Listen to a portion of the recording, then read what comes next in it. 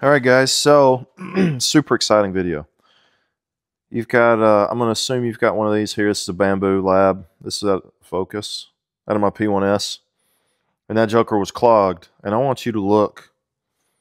See if this will stay focused. Look at this. I have never, in my 3D printing adventure, had a clean pull. I mean, look at how, that's all filament there. I ran that Allen key smack down the middle of that filament and pulled that joker out. So, I pulled this thing out. There's a lot of videos. Obviously, I've already done this, so I can't show you what I did. I'm just going to tell you what I did. I came out here and did it. I probably should have recorded. Anyway, here we are.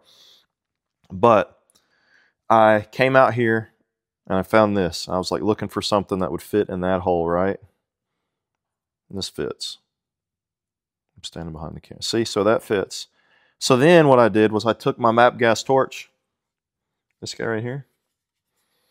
A regular propane torch probably be plenty. MAP gas burns a lot hotter, but that's all I could find at the moment. I don't know where my kids have taken our torch. Probably doing firework experiments in their bedroom or something. But so I took that, and you'll have to figure with me here. You have to imagine, in a world of imagination, this was stuck down in there. Actually, what I had was that I had more than this. There was some orange. I had two different sets of filament in there. Well, so what I did was I heated this up, and it didn't have this on here, obviously.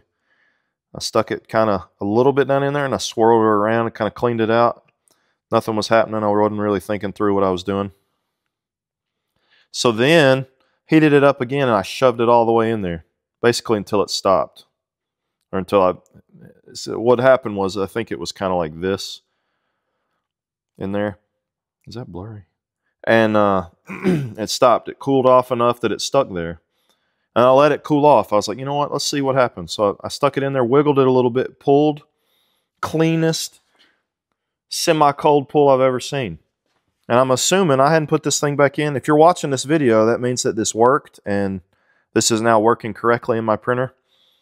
But, I mean, unclogged. So yeah, unclog it.